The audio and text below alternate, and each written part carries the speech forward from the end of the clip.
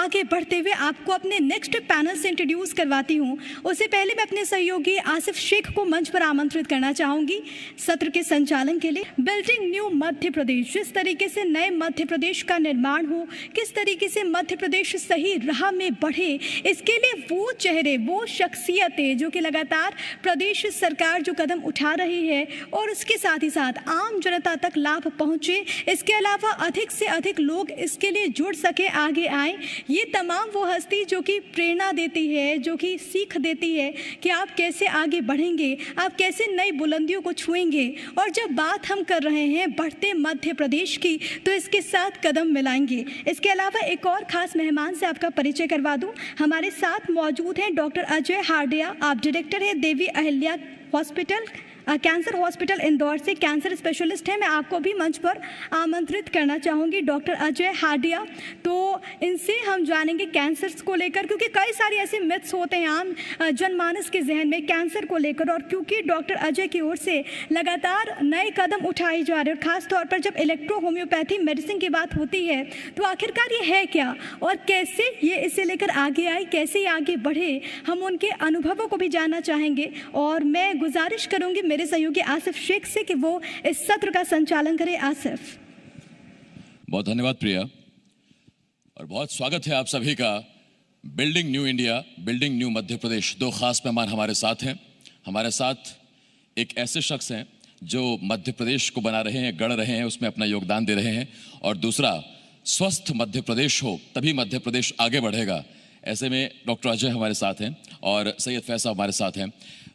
सबसे पहला सवाल डॉक्टर हार्डिया, मैं आपसे पूछना चाहता हूं, सर, जब तक किसी देश की जनता, आवाम स्वस्थ नहीं है, हेल्दी नहीं है, तब तक विकास पूर्ण नहीं कहा जा सकता, पूरा नहीं कहा जा सकता। मध्य प्रदेश में हेल्थ सेक्टर और मध्य प्रदेश का हेल्थ सेक्टर देश भर में पहचान बनाए, विदेशों में पहचान बनाए, कितना पोटेंशियल आप मध्य प्रदेश में देखते हैं सर? नमस्कार सर। सर्वप्रथम आज बहुत ही अच्छा दिन है कि 30 हम नवंबर को राष्ट्रीय इलेक्ट्रोपैथी दिवस के रूप में हम मना रहे हैं। हमारे जो इलेक्ट्रोपैथी को स्थापित करने वाले डॉक्टर अनिल सिन्हा हैं, जिन्होंने स्वास्थ्य के क्षेत्र में बहुत महत्वपूर्ण योगदान दिया, और 1910 से लेके लगभग 1979 तक उन्होंने कैंसर के हजारों रोगियों को ठीक किया। ये आपने बिल्कुल सही बात कही कि स्वस्थ यदि हम लोग रहेंगे, हमारा ये रहेगा, तो ही देश प्रदेश स्वस्थ अच्छा तरक्की उन्नति कर पाएगा।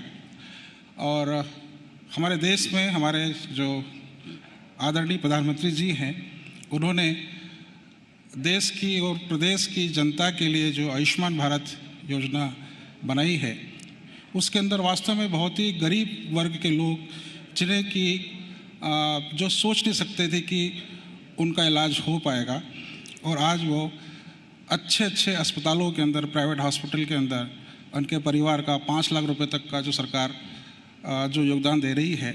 साथ में हमारे आदरणीय मुख्यमंत्री जी हैं, वो भी विशेष रूप से अपने, हमारे हॉस्पिटल में भी ऐसे बहुत सारे मरीज आते हैं जो गरीब होते हैं, उसके द्वारा माननीय मुख्यमंत्री के द्वारा जी भी उनके स्वच्छता फंड से भी पैसा दिया जा रहा है।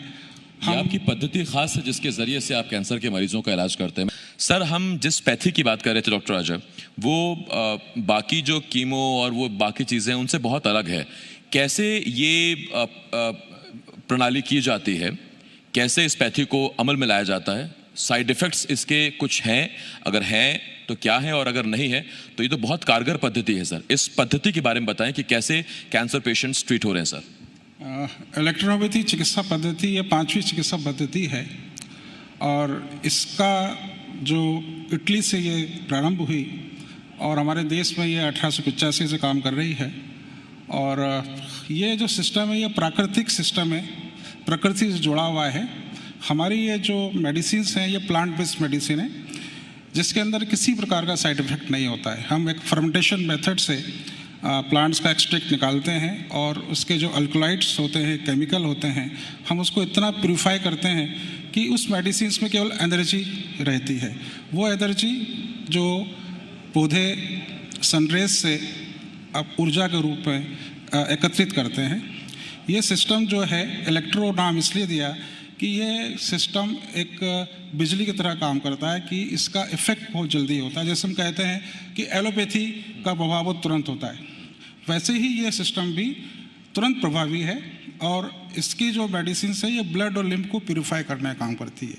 यदि हम ब्लड और लिम्फ को प्यूरिफाई कर देंगे तो हर डिसीज़ को क्योर किया जा सकता है। तो इसमें ऐसे प्लांट्स लिए गए हैं जो लिम्फ और ब्लड को प्यूरिफाई करते हैं और इसके अंदर हम कैंसर पे तो काम कर रहे हैं, इसके अलावा अन्य बीमारियां जो उसको हम क्रॉनिक और ड्रेडफुल डिसीज़ बोलते हैं, वो सभी बीमारियों का हम एक जड़ से हम इलाज करते हैं और हर बीमारी को ठीक की जा सकती है। ये जो पारंपरिक और पुरानी पद्धतियां हैं कैंसर के इलाज की, ये जितनी महंगी है उतनी पीड़ादायक भी है सर। तो इलेक्ट्रोपैथी क्या उतनी ही पीड़ादायक है या मरीज को? और एक बात और सर, जो पॉकेट से जुड़ा हुआ सीधा सवाल है कि बाकी पद्धति तो ऐसे है कि पेशेंट बचेगा कि नहीं बचेगा ये गारंटी नहीं है, हाँ, लेकिन सेविंग्स नहीं बचेंगी ये गारंटी होती है उन पद्धतियों में। तो ये इलेक्ट्रोपैथी इस मापदंड पे कहाँ खरी उतरती है सर? देखिए, हमारा जो सिस्टम है बहुत ही प्राकृतिक सिस्टम है और बहुत महंगा भी नहीं है। एलोपैथी की तुलना में काफ़ी सस्ता इसका इलाज है।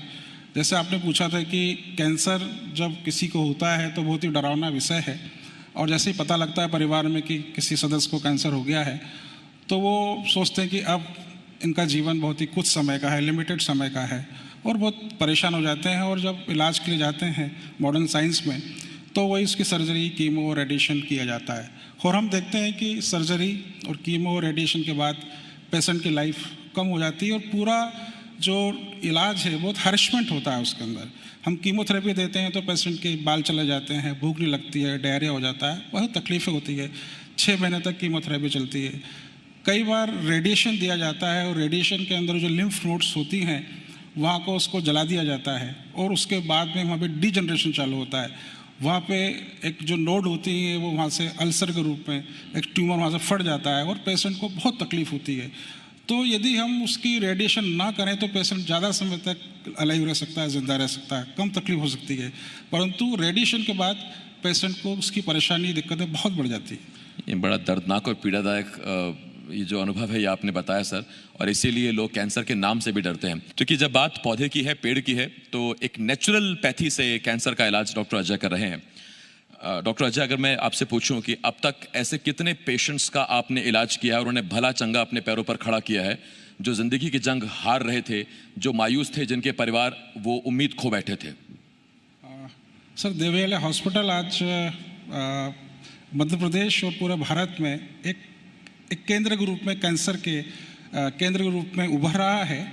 और हमारे पास से पूरे देश के ऐसे मरीज आते हैं जो टाटा और एम्स से और बड़े बड़े अस्पतालों से निराश हो जाते हैं, जो कि अपना सर्जरी, रेडिएशन, कीमो ट्रीटमेंट लेने के बाद जब उनको पेन डेवलप हो जाता है, तो अभी तक वर्ल्ड में पेन का कोई इलाज नहीं है। और जब पेन डेवलप होता है तो मॉर्फिन के अलावा कोई ट्रीटमेंट नहीं। और मॉर्फिन हमारे ब्रेन को ब्लॉक करती है और पेशेंट दर्द से तड़पता रहता है और नशे में होता है। उस समय डॉक्टर बोलते हैं कि आप इनकी सेवा करिए, और उस स्टेज में मरीज हमारे पास में आते हैं। जब मरीज हमारे हॉस्पिटल में आता है तो हम उसके मॉर्फिन को अलग रख देते हैं और हमारे इलेक्ट्रोपैथी ट्रीटमेंट के द्वारा उस पेशेंट को कुछ ही समय में 2 घंटे, 12 घंटे, 24 घंटे, 48 घंटे में उसको हम उसके जो पेन को 70-80% तक उस पेन को रिलीव करते हैं। और जब पेन उसका रिलीव होता है, दर्द उसका कम होता है और साथ में वो जब खाना खाने लगता है, दूसरी चीज़ें उसकी स्टार्ट होती हैं, तो उसमें फिर से जीने की चाह आ जाती है। और फिर से जीने की चाह जब उसमें आ जाती है तो निश्चित ही कि फिर वो उस बीमारी से लड़ने की क्षमता उसमें आ जाती है। तो हमारा ये जो इलेक्ट्रोपैथी सिस्टम ऑफ मेडिसिन है, ये हम एनर्जी बूस्टअप करते हैं। और एनर्जी को लेवल जब बढ़ जाता है, हमारी जो मेडिसिन है वो एंटीऑक्सीडेंट है, एंटी इन्फ्लेमेटरी है। जैसे कीमोथेरेपी या रेडिएशन के अंदर इन्फ्लेमेशन कम करने के लिए दी जाती है, उसके साइड इफ़ेक्ट हैं, परंतु हमारी मेडिसिन इन्फ्लेमेशन भी कम करती है, ट्यूमर के साइज को भी कम करती है, पेन को भी रिलीव करती है। जो भी किन सावधानियों का वो ख्याल रखें, या क्या चीज़ें हैं जो आपने इतने सालों में कमाई हैं, अर्जित की हैं, और आप किसी की जान बचाने के लिए वो शेयर करना चाहें? जी सर, ज़रूर। इस बीमारी से कैसे लड़ा जाए और कैसे बचा जाए, इसके लिए सबसे एक सिंपल सा मैं आपको एक आसान तरीका बताना चाहता हूँ कि हम जब एलोपैथी हॉस्पिटल में जाते हैं तो हमारे मरीजों को कहा जाता है कि हाई प्रोटीन डाइट वो लें, और हाई प्रोटीन डाइट जो होती है वो कैंसर सेल्स का फूड होता है, न्यूट्रिशन होता है, उससे कैंसर और बढ़ता है। चूँकि कीमोथेरेपी और सर्जरी के बाद में पेशेंट की एनर्जी खत्म हो जाती है, तो उसको ताकत लाने के लिए प्रोटीन डाइट दी जाती है, और प्रोटीन डाइट कैंसर का फूड सप्लाई है। तो हमारे कैंसर मरीजों को प्रोटीन डाइट पूर्ण रूप से बंद करना चाहिए। वेजिटेबल्स और अल्कलाइन डाइट्स लेना चाहिए, फ्रूट्स वेजिटेबल लेना चाहिए। नहीं, ये आपने जो बातें बताई हैं सर, ये दरअसल कई सालों की पढ़ाई और तजुर्बा ही बता सकती है। डॉक्टर अजय, मैं बहुत शुक्रिया कहता हूँ आपको, शुक्रिया आप हमारे साथ जुड़े। और इस पैनल में अभी के लिए इतना ही, लेकिन आगे हमारे साथ मध्य प्रदेश के गृह मंत्री नरोत्तम मिश्रा जी होंगे। बहुत धन्यवाद आसिफ, बहुत शुक्रिया दोनों खास मेहमानों का जिन्होंने हमारे जरिए अपने अनुभवों को रखा, किस तरीके से वो कार्य कर रहे हैं, अस्पताल के जरिए लोगों की सेवा किस तरीके से कर रहे हैं, कैंसर को लेकर नई तकनीक और इसके अलावा आम जनमानस के जहन में जो तमाम संशय हैं, जो तमाम सवाल हैं, उसका जवाब तलाशने की हमारी कोशिश में आप लोगों ने देखा वो तमाम सवाल यहाँ पर पूछे गए जो कि एक्सपर्ट्स ने आपको बताए। हालांकि आम जनता के जहन में इसको लेकर, इलाज को लेकर भी कई सारे ऐसे सवाल होते हैं।